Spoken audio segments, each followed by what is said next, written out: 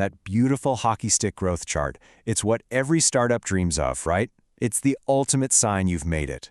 But what if that incredible upward curve is actually pointing you straight off a cliff? It all starts here. You're getting more customers. And with more customers comes more revenue hitting the bank. And then bam, you've got way more visibility. I mean, on the surface, this feels incredible. It feels like you finally made it. But here's the crazy part. What if all that success, what if that's the most dangerous thing that could possibly happen to your business? It sounds like a paradox, I know, but it's a trap that has sunk so many promising companies.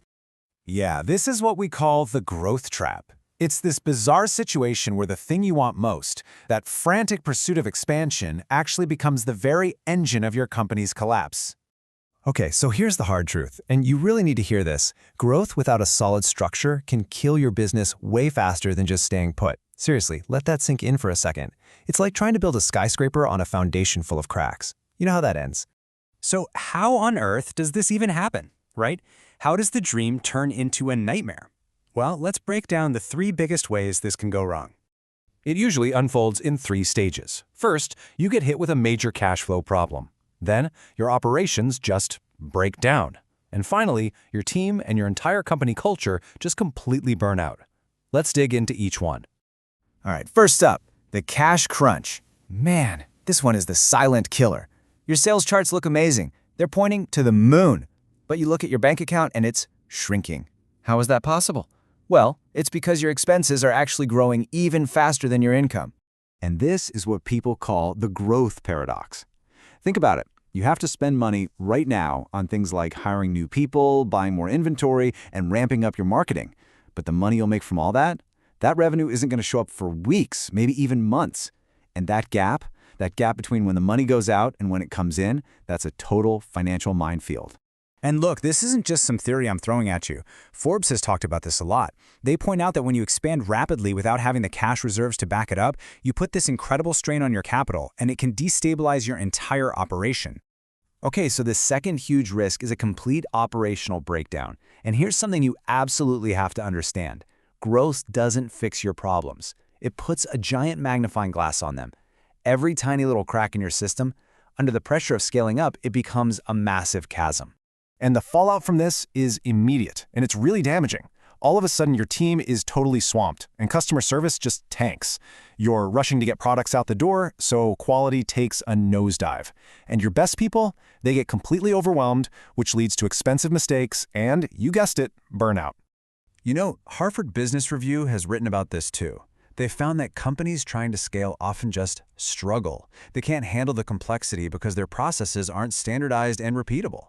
And when that happens, chaos just takes over.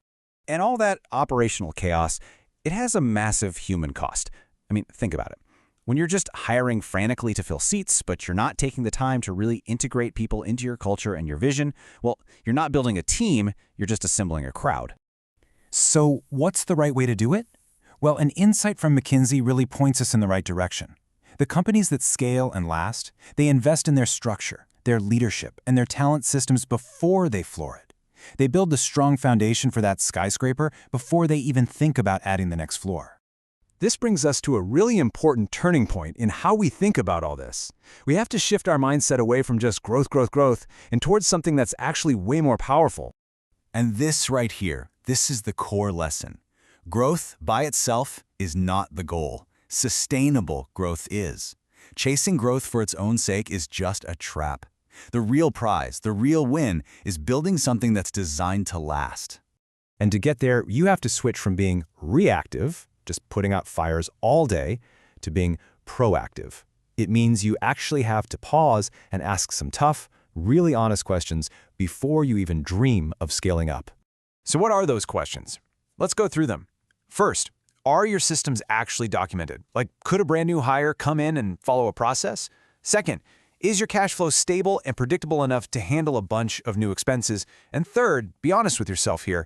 If your demand literally doubled overnight, would your team be able to handle it, or would they just completely break?